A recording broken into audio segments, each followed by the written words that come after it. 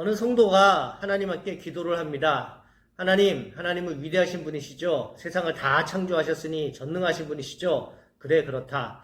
하나님은 천년을 하루처럼, 하루를 천년처럼 그렇게 사용하는 분이시죠. 그래, 그것도 맞다. 하나님은 돈이 너무너무 많으셔서 1억 정도는 아무것도 아니시죠. 1억은 마치 1,000원 정도도 안 되는 그런 가치이시죠. 그래, 그렇다.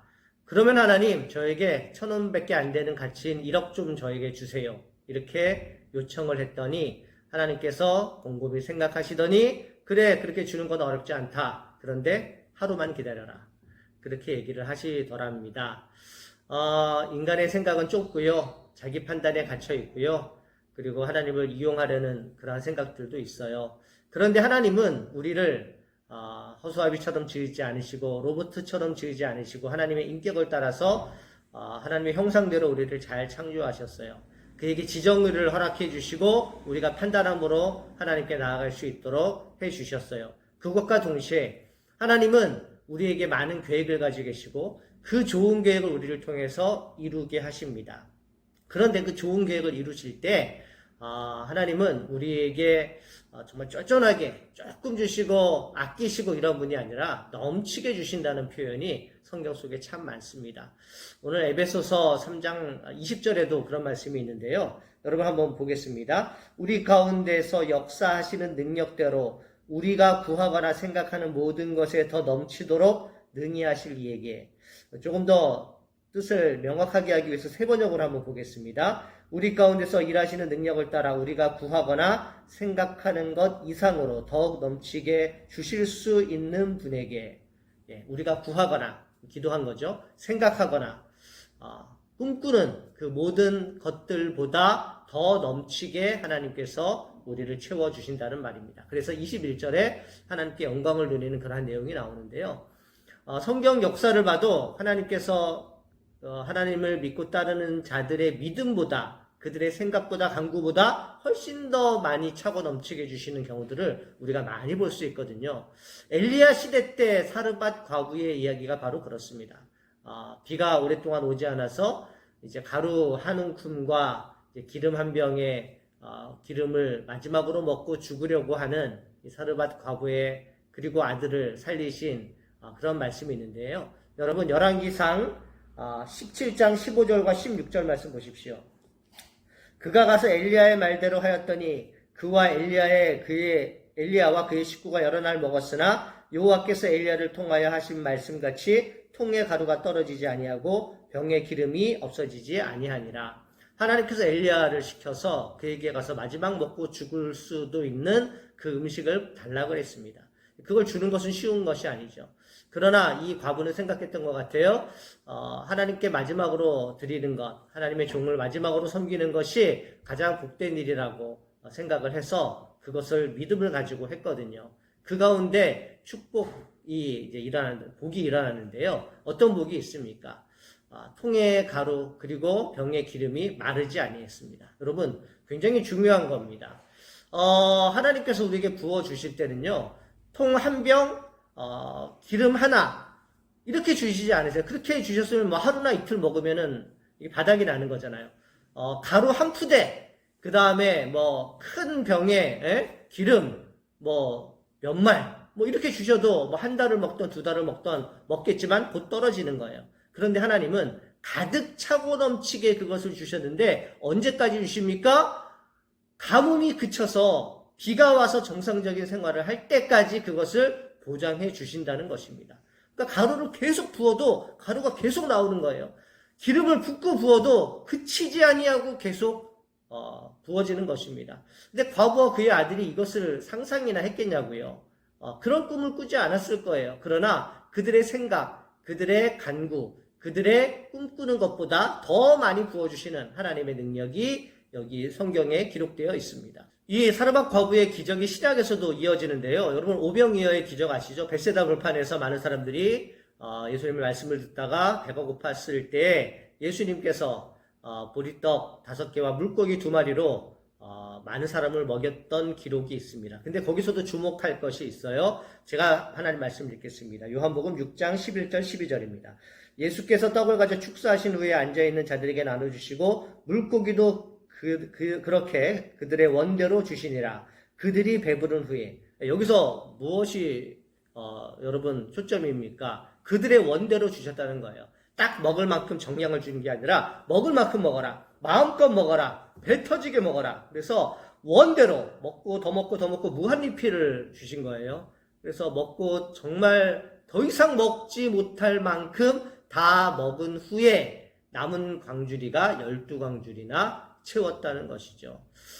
우리 한국의 인심은 잔치를 할 때 손이 굉장히 큽니다. 절대 부족하지 않습니다. 부족하면 너무나도 부끄러운 것이죠. 그래서 많이 합니다. 남을 것을 예상하지만 많이 해요. 그리고 다 먹고 나서 배부른 이후에 어떻게 합니까? 다 싸주잖아요. 다 집에 갈 때 한 봉다리씩 가져갈 수 있도록 인심을 베푸는 거예요. 우리 하나님의 뜻이 바로 거기에 있습니다. 우리 하나님은 딱 맞춰 주시지 않으시는 분이에요. 더 풍성하고 더 많이 넉넉하게 남길 수 있도록 우리에게 베풀어 주시는 그 하나님의 사랑을 우리가 볼 수가 있습니다.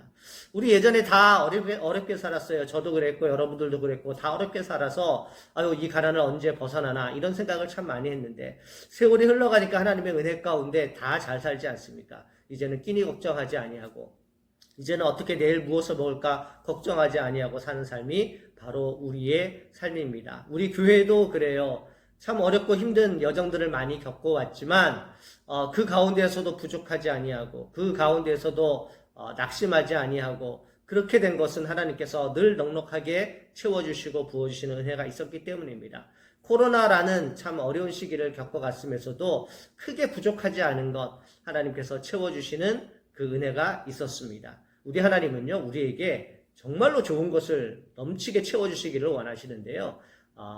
사르밧 과부의 그 통의 가루처럼 병의 기름처럼 그리고 오병이어에서 먹었던 사람들처럼 원 없이 배부르게 먹고 남길 수 있는 그러한 은혜를 우리에게 베풀어 주시는 줄로 믿습니다.